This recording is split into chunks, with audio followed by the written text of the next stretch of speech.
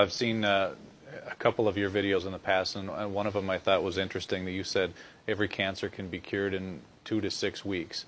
Can you talk a little bit more about that, and what are some of the ways that that's possible? In my experience, every cancer can be cured in 2 to 16 weeks.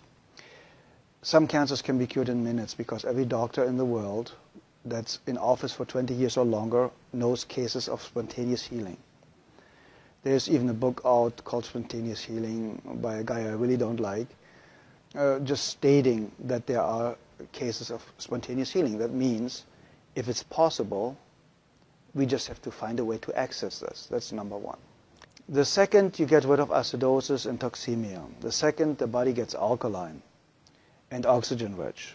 With using a lot of greens like chlorophylls, everything that's green has a lot of chlorophyll, gives the body a lot of oxygen. Getting your body alkaline with good calcium, with good nutrition, with good trace supplements, trace minerals, will help to alkalize the body. So that means the second you are alkaline, the cancer already stops. It can take a couple of days, a couple of weeks, but it stops. You get the body to a healing pH level, which the pH scale goes from 0 to 14, so 7 is neutral, and you need to be slightly alkaline. 7.36 is ideal. But in the healing phase, you should go up to 7.5. It's a little bit over-alkalizing the system.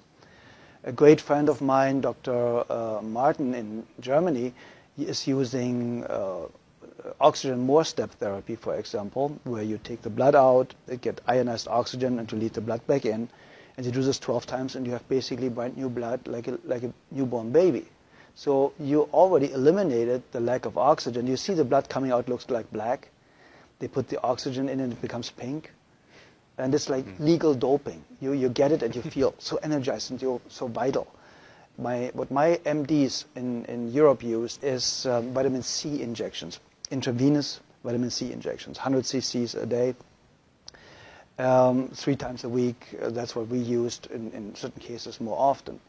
And very often, believe it or not, in my personal experience, the tumors or the cancerous growth was basically gone within a couple of days. And because vitamin C is so powerful and one of the greatest healers out there, you can fix nearly every heart problem, cardiovascular problem with vitamin C. They want to take it off the market. So it's going to become a prescription medication, and then it's synthetic and will not work anymore, like vitamin E. Vitamin E basically helps you to cure very easy and fast blood pressure problems in any way, shape, or form. That's why they made a study with artificially created vitamin E, chemical created vitamin E. Said, see, it doesn't work. No, of course not. Chemicals don't work. Nature works. If nature creates a problem, nature creates a solution. Very simple and easy. If it didn't exist 100 years ago, you don't need it today. It's very, very simple. When you want to help somebody to educate themselves, to eliminate his or her own cancer really, really fast, I would basically start instantly with a vegan diet or with a raw food diet. My friend Paul Nissan is one of the greatest raw food chefs. He has fantastic books out there about raw food, so it's accessible for a couple of bucks, how to do it. He has free videos all over his website. And I would go instantly on a raw food diet. I would go make sure, if I don't have a very rare kidney disease, to drink a gallon of water a day with half a teaspoon of sea salt in it a day, because we need salt for every body function. We need electricity. And this electricity can only be produced with enough salt, basically.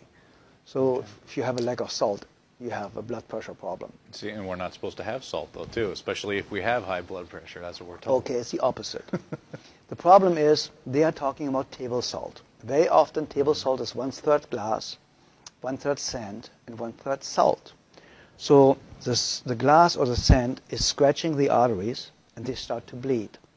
So now cholesterol goes there to stop it to make you survive, to stop it from bleeding, so that you don't bleed to death internally.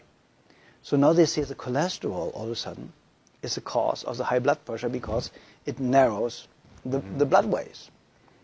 And that's completely absurd, because you die of not enough cholesterol. You do not die of too much. There are people with a cholesterol of 600, perfectly healthy, never been sick in their lifetime. So what do you do with a patient in a burn unit? You give them 20 to 25 hard-boiled eggs a day, because they know only cholesterol can rebuild brand new healthy cells really, really fast. Nearly 87% of a cell is built from cholesterol. So where does the new cell potential or foundation come from if you have a lack of cholesterol? Everybody should have at least 250 combined cholesterol. And then they tell you LDL and HDL are good and bad cholesterols. It's not even cholesterol. It's a protein that transports cholesterol. So they are too stupid to even narrow it down the right way. So if you look at the facts and if you look what they know and what they don't know, you know that Dr. Gary Null stated it, and a lot of other people. The medical profession, the medical doctor statistically has the shortest lifespan of 56 years of age, the highest abuse rate of alcohol and drugs, the highest suicide rate, only the psychiatrist is higher. And so you go to somebody that has the lowest lifespan, highest suicide rate, highest drug abuse rate, to ask them how to have a healthy, happy, long life. Yeah.